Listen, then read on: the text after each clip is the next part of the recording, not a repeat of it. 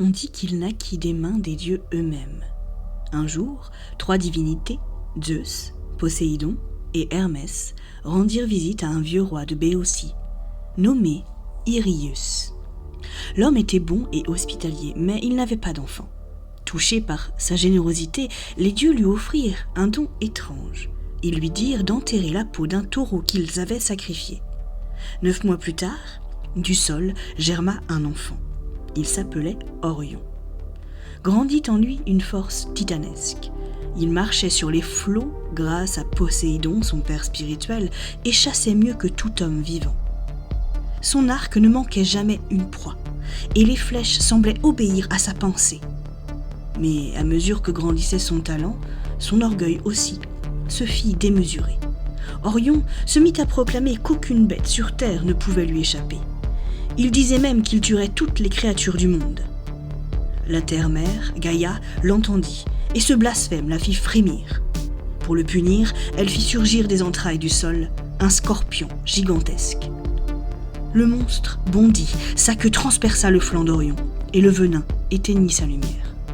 Artémis, déesse de la chasse, le pleura. Certains disent qu'elle était son amante, d'autres sa sœur d'armes. Mais tous s'accordent, elle le hissa au ciel pour qu'il brille à jamais parmi les étoiles. Et pour que nul n'oublie la leçon, elle plaça aussi le scorpion dans la voûte céleste, juste en face. Ainsi, lorsque Orion se lève à l'est, le scorpion se couche à l'ouest. Et jamais leurs constellations ne se croisent. Éternelle chasse céleste. Dans d'autres versions, on murmure une histoire bien plus cruelle. Orion, séduit par sa propre beauté, aurait voulu posséder Artémis elle-même. Apollon, frère jumeau de la déesse, la trompa en lui faisant croire qu'un point noir au loin sur la mer était un criminel en fuite. Artémis banda son arc et tira.